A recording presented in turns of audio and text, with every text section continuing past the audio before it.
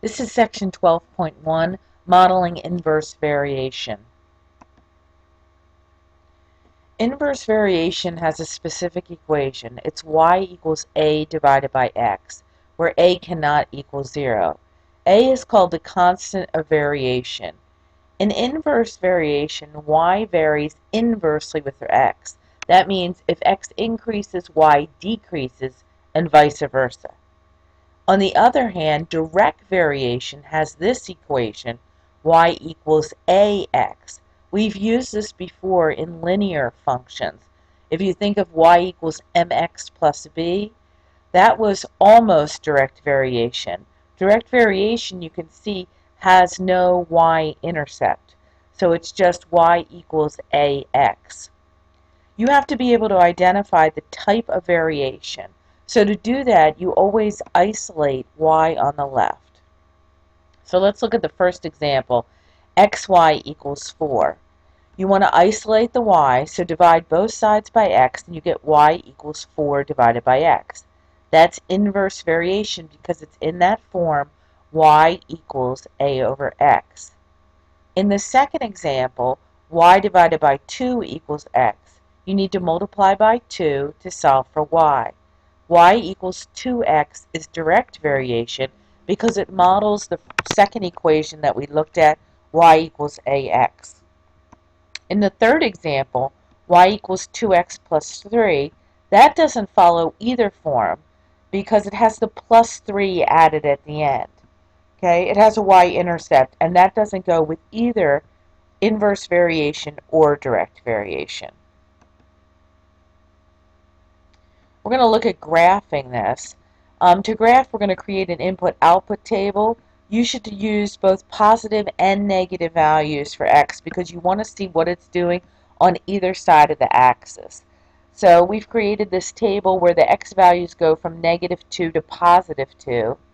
And then we've calculated the y values based on this equation, y equals 4 divided by x. You can see when x is 0, y is undefined. So x cannot be 0 in this equation. I then plotted these points. We'll pull this up a little bit so that you can see it. And even though my lines are crooked, these would be curves. Okay. You can see that what happens is a hyperbola is created. We're looking at quadrants 1 and 3. That's where our graph is going to be. It hugs the y and x axis, but it never touches either one of those. You can see that both the parts of the hyperbola are mirror images in the opposite quadrants.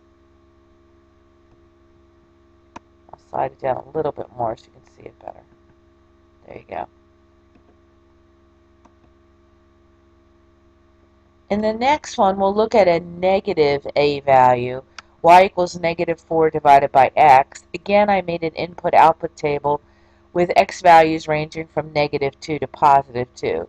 You don't have to use those numbers, but you want to use numbers in both the negative and the positive range and see what happens at 0 as well. In this case, 0 is undefined. So I plotted these points, and you can see that although the graph is similar, it's exactly the opposite of what we had in the previous case because of that -4 rather than a +4. So in other words, the graph is now in the opposite quadrants. It's in 2 and 4, but it's still hugging the x and y axis.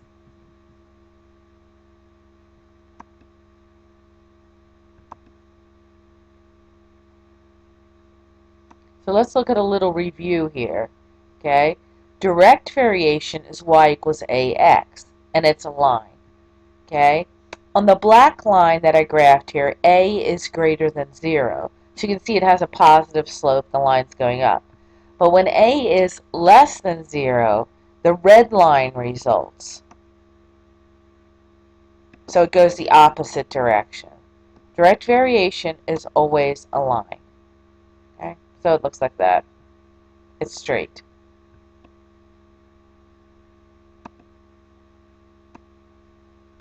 But inverse variation, on the other hand, is a hyperbola. Okay? When y equals a divided by x and a is greater than 0, when a is positive, your hyperbola is going to be in quadrants 1 and 3. Well, when y equals a divided by x and a is less than 0, in other words, when a is negative, the hyperbola is going to be in the opposite quadrants. It's going to be in 2 and 4. And the more you do this, the more you're going to see it. You don't have to memorize that in any way, shape, or form.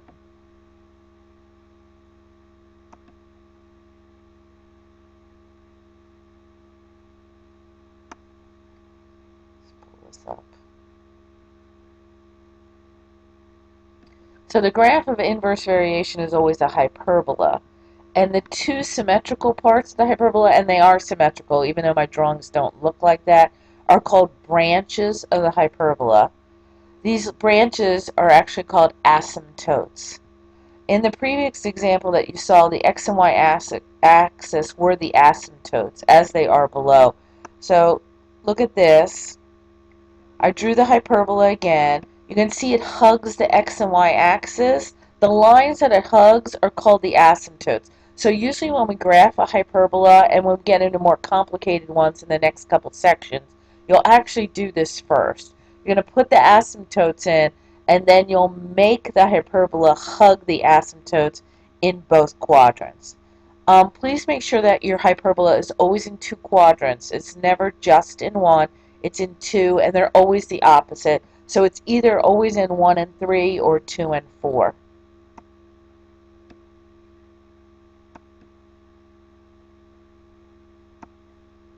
So here's an example. If you're told that x and y vary inversely, and you're given values for y and x, you should be able to write an equation for the function. So first you write the general equation for inverse variation, and then you substitute the values that they give you for x and y and solve for a. Then you plug that a value back in to create the equation. So here's the general equation. Y equals a divided by x. In this case, they told you that y is 6 and x is negative 3. So I plug those into the equation and I solve for a. And I calculated that a is negative 18. So the equation is actually y equals negative 18 divided by x. Once you have that equation, you can calculate any x or y value if you have one or the other. So I'm going to use the equation we just calculated, y equals negative 18 over x. And when y is 4, what is x going to be? You just plug the value in for y as 4, and you calculate what x is. So x is negative 18 divided by 4, or 9/2. That's negative 9/2. Now that you know that y equals a divided by x, then if we just cross multiply here, you can see that x times y has to equal a. Now, if for all the products xy is constant, then the function is inverse variation. So you could look at a table of values, multiply x times y, x times y, x times y, all the way across the input-output table. If you get the same number every time, if a is constant, then you know it's inverse variation. It just meets the definition. So you want to open up your book, look at the table of values on page 768. And they multiplied x times y, x times y, x times y across the table, and you get a constant negative 12. Okay? Because a equals negative 12, the function is inverse variation. That little symbol with the 3 dots, that's therefore. Okay? So it's therefore when a equals negative 12, the function is inverse variation. So here's a word problem where you can use this. If you know that work time varies inversely with the number of people hired, the number of people hired is represented by the variable P.